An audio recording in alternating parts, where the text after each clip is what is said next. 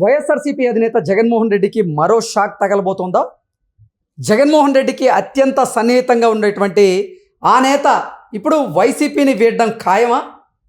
ఇప్పటికే ఆయన ఆ రకంగా నిర్ణయం తీసుకున్నారా? ఆయనతో పాటుగా ఆయన కుటుంబ సభ్యులు కూడా ఇప్పుడు వైఎస్ఆర్సీపీకి గుడ్ బై చెప్పబోతున్నారా అంటే అవునని సమాధానం ఇస్తున్నారు కొంతమంది రాజకీయ విశ్లేషకులు. ఈ నేపథ్యంలోనే అసలు ఇంతకీ జగన్మోహన్ రెడ్డికి అత్యంత సన్నిహితంగా ఉండేటువంటి ఆ నేత ఎవరు?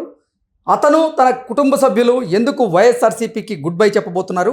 ఒకవేళ వైఎస్ఆర్సీపీకి గుడ్ బై చెప్తే ఏ పార్టీలో చేరేటువంటి అవకాశం ఉంది అనేది మనం పూర్తి స్థాయిలో విశ్లేషణ చేసుకుందాం. ప్రస్తుతం మనతో పాటున్నారు తెలుగుదేశం పార్టీ రాష్ట్ర అధికార ప్రతినిధి సూర్యదేవర్ లత గారు. లత గారితో మాట్లాడదాం. లత గారు నమస్తే అండి. నమస్తే. వైసీపీ అధినేత జగన్మోహన్ రెడ్డికి మరో షాక్ తగలబోతోందని, జగన్మోహన్ రెడ్డికి అత్యంత సన్నిహితంగా ఉండేటువంటి ఒక కుటుంబం అలాగే ఒక నేత ఇప్పుడు వైసీపీకి గుడ్ బై చెప్పి ఇతర పార్టీల్లో చేరేందుకు సిద్ధమయ్యారని, ఆ రకంగా ఆయన ఇప్పటికే నిర్ణయం తీసుకున్నారు అన్నట్లుగా కొన్ని వార్తలు వస్తూ ఉన్నాయి. ఇంతకీ ఆ నేత ఎవరు?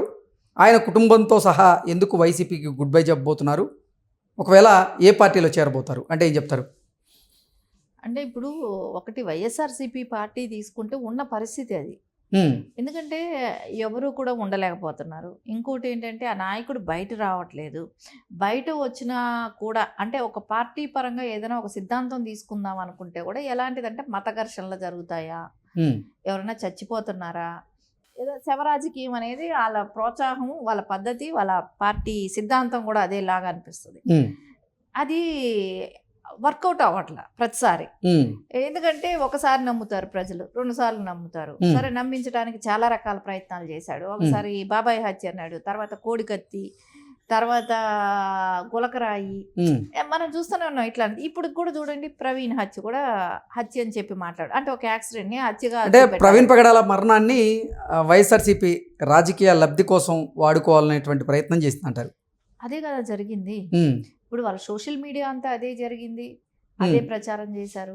ఇంకోటి, నిన్న షర్మిల గారు ప్రెస్ మీట్ పెట్టి కూడా అదే చెప్పారు. సో వాళ్ళు చేశారు, వాళ్ళ సోషల్ మీడియాలో ఇలా ఈ రకంగా వచ్చింది. ఒక కులాలని ఇప్పటి వరకు లేదు, మతాల విధ్వంసాలు ఆంధ్రప్రదేశ్ లో ఇప్పుడు అది కూడా స్టార్ట్ చేసే ప్రక్రియలో ఉన్నది వైసీపీ అని కూడా ఆవిడ నిన్న ఓపెన్ గా చెప్పారు ప్రెస్ మీట్ పెట్టి. అంటే ఏంటంటే ఇక్కడ ఆయనకి ఎంతసేపు ఇట్లాంటి వాటి మీదే డిపెండింగ్. ప్రజా సమస్యల మీద ఆయన 5 ఏళ్ళు ఉన్నప్పుడు ఏ రకమైన సమస్య తీర్చింది లేదు అన్నప్పుడు ప్రజల్లో ఆయనకి సరైన బేస్ లేదు. రేపు నెక్స్ట్ వస్తాడా రాడా అనే ఆ డైనమాలో ఇప్పుడు పార్టీ స్ట్రాంగ్గా ఉండాలంటే ఏంటి, క్యాడర్ బాగుండాలి, సో నాయకులు బలంగా ఉండాలి. సో వీళ్ళు ఏమైనా ప్రజలకు ఉన్న 5 ఏళ్ళు వీళ్ళు ఏమైనా చేశారా, అవి ఏమైనా వాళ్ళు గుర్తుపెట్టుకొని మన వెనకాల ఉన్నారా, నాయకులు వెనకాల కానీ కార్యకర్తల వెనకాల కానీ ప్రజలు ఉన్నారా, ఇవన్నీ చూసుకుంటారు. సో వాళ్ళకేంటి, ఒక అపనమ్మకం అనేది స్టార్ట్ అయిపోయింది దానిలో ఉన్న నాయకులకి. సో నెక్స్ట్ వచ్చే పొజిషన్ లేదు. సరే, ఒకవేళ వచ్చినా అంటే రాదు అనేది వాళ్ళకు ఫుల్ కాన్ఫిడెంట్ ఉంది. ఉన్న టైంలో నాకెంతవరకు విలువ ఇచ్చాడు అనేది కూడా చూసుకుంటున్నారు. అంటే ఇప్పుడు ఆళ్ళ రామకృష్ణారెడ్డిని తీసుకుంటే 2014లో గెలిచాడు, 2019లో గెలిచాడు. సో 2 సార్లు 2 పర్యాయాలు గెలిచినా కూడా ఆయనకి మినిస్టర్ ఇస్తాడేమో అని అనుకున్నారు. మినిస్టర్ కూడా రాలేదు. అది కూడా కాకుండా రాజశేఖర్ రెడ్డి గారి టైం నుంచి కూడా ఆ ఫ్యామిలీకి నమ్మిన బంట్లాగా వాళ్ళు ఆ పార్టీకి ఆళ్ళ ఫ్యామిలీ పనిచేస్తుంది. సో ఎక్కడ ఆయన గుర్తించలేదు, ఆయన పనిచేసిన ఆయన నన్ను గుర్తించలేదు అనే బాధ ఆయనలో ఉంది. ఇంకోటి, షర్మిల గారిని కూడా కలవటం జరిగింది. కాంగ్రెస్ లో 1 నెల రోజులు ఉండటం, కాంగ్రెస్ పార్టీ తీర్థం పుచ్చుకోవటం, 1 నెల రోజులు ఆ పార్టీలో ఉండటం, అక్కడ కూడా ఇమ్మలేక మళ్ళా వైసీపీకి వెళ్ళటం. సో ఆయనకి టికెట్ కేటాయించకపోవటమే కానివ్వండి, ఆయనకి ఆ బాధ వేసే కాంగ్రెస్కి వెళ్ళాలనే ఆలోచన వచ్చింది. సో టికెట్ కేటాయించకపోవటంతో సో మేము ఇంత కష్టపడినా మమ్మల్ని గుర్తించలేదు అనే బాధ ఆళ్ళల్లో ఉంటది. సో అందుకని ఆయనకి ఈ రోజున బాలినేని లాంటి వాళ్ళు మంత్రిగా చేసిన వాళ్లే కానివ్వండి, ఒక నియోజకవర్గాలే కానివ్వండి, ఒక పార్లమెంటరీ పరిధిని కూడా శాసించగలిగే బాలినేని లాంటి వాళ్ళు కూడా పార్టీని వదిలిపోతూ ఇక్కడ జరిగే ఇన్సిడెంట్స్ అన్ని కూడా డిస్కషన్ అనేది వస్తుంది. సో ఆ నాయకుడి మీద నమ్మకం లేకపోవడం అనేది జగన్మోహన్ రెడ్డి గారి మీద, అది వాళ్ళలో గతంలో మాట్లాడుకున్న విషయాలే కదా.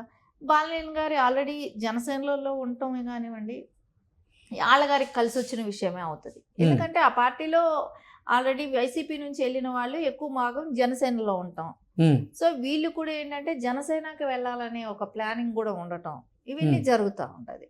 సో ఇప్పుడు ఈ రోజున వాళ్ళకి ఎట్లా అనిపిస్తుంది, మాకు ఎక్కడ మంచి స్థానం ఉంటుంది, ఉమ్, సో ఏ పార్టీకి భవిష్యత్తు ఉంది అనేది అయితే ఖచ్చితంగా చూసుకుంటారు. మునిగిపోయే నావలో ఎందుకు ఉండాలనుకుంటారు? ఉమ్, జగన్మోహన్ రెడ్డి గారి పరిస్థితి ఇప్పుడు అది. సో ఎమ్మెల్యేలు డౌట్గా ఉన్నారు, ఎంపీలు డౌట్గా ఉన్నారు, వాళ్ళు పంపించిన రాజ్యసభ సభ్యులకి డౌట్లోనే ఉన్నారు, ఎవరు ఉండటానికి ఇష్టపడటం లేదు, కొంతమంది ఆల్రెడీ మారిపోయారు. ఉమ్, సో ఇవన్నీ ఉన్నప్పుడు ఈ పార్టీ నిలబడదు. సార్ రేపు మోపం మళ్ళీ జగన్మోహన్ రెడ్డి గారు జైలుకి వెళితే పార్టీ పరిస్థితి ఏంటి? ఉమ్, ఆల్రెడీ కొంతమంది లిస్ట్ ఆల్రెడీ ఉంది జైలుకి వెళ్ళే వాళ్ళు, ఉమ్. సో వాళ్ళ మీద ఆల్రెడీ కేసులు ఉన్నాయి.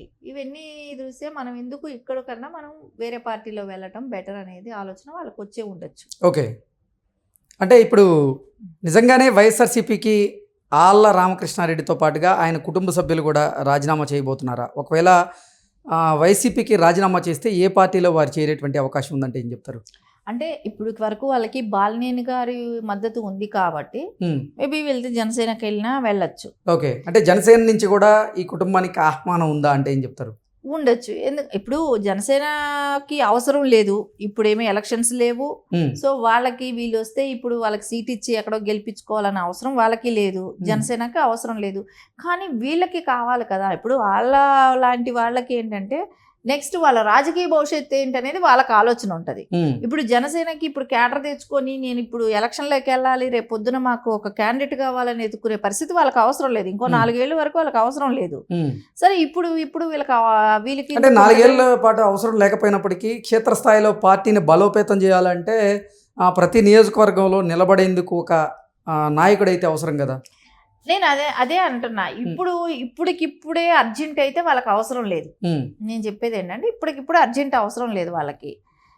కానీ ఇప్పుడు వస్తానన్న వాళ్ళని వాళ్ళు వదులుకోరు కదా. ఉమ్, ఇప్పుడు ఏ నాయకుడైనా వస్తానంటే వాళ్ళ లోకల్గా వాళ్ళ ఇదేంటి, వాళ్ళ పరిస్థితి ఏంటి, ఇవన్నీ చూసుకుంటారు, బేరీజ్ చేసుకుంటారు. ఉమ్. అంటే వైఎస్ఆర్సీపీలో ఉన్నటువంటి బీజేపీకైనా వెళ్ళొచ్చు, ఉమ్, జనసేనకైనా వెళ్ళొచ్చు. ఉమ్, అసలు ఏ పార్టీ కూటమిలో ఉన్నా ఇంకా 2 పార్టీలు ఉంటాయి, ఉమ్. టీడీపీ కాకుండా ఇంకా వెళ్తే 2 పార్టీలు ఉన్నాయి. సో రేపు పొద్దున బీజేపీకి వెళ్ళినా వెళ్ళొచ్చు.